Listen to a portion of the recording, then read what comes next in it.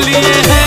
Mask पहन तेरी दीदी थी निकली, तुमको समझ रात चूम लिए हैं। डंटवा में सैनिटाइजर लगा लगा के मार रहा था तुम्हारा भाई, हम कभी भूलेंगे? ओहो तुम भी ना एकदम बुद्धू हो।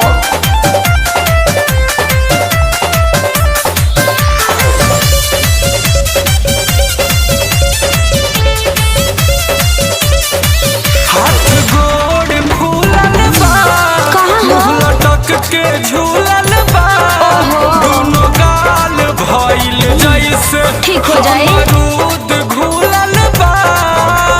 अरे गलती तोहरे नु बा, तोहरा हमारा या दीदी में चिन्हात नहीं खे, कैसन प्रेमी हवा तू बुझात नहीं खे। अरे तो हम का करी, अखियों तोरे जैसन नकियों तोरे जैसन, देह में हमार का गलती बा?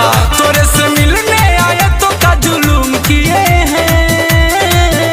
अरे बड़ी उठा उठा के पटक ले बा, हमरा तो मिलहू आवे के मन ना करत रहे।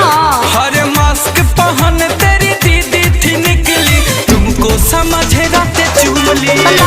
क्यों करते हो? पहन तेरी दीदी थी निकली, तुमको समझ रात चूम लिए हैं। अरे हमार दीदी ही तो हमरे लिए नु होई।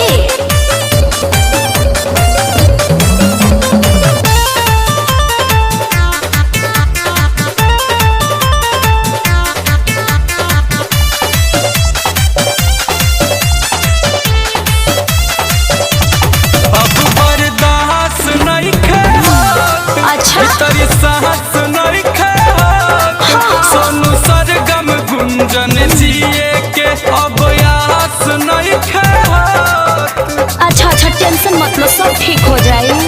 तोरा सन का काम रहे बोल गइला के, हमरा घर भर से तोहरा अझुरइला के। अरे हम बार बार कह न रहे हैं कि हम चिन्हिए नहीं पाए हैं। और उस समय हमको कुछ बुझाइबे नहीं किया और हम ले लिए। अरे क्या क्या ले लियो? अरे चुम्मा रे बगली, आ तू हरदम ओहिजे रहेलू। ओफो मारी के पूरा देह हाथ दादा सुन किए हैं। तब हम का करी? अरे मास्क पहन तेरी दीदी थी निकली, तुमको समझ पूरा चूम लिए हैं। मास्क पहन तेरी दीदी थी निकली, तुमको समझ राते चूम लिए हैं। ठीक बा चलो 4 गो सुई दिवा दी। अरे हमर सोना।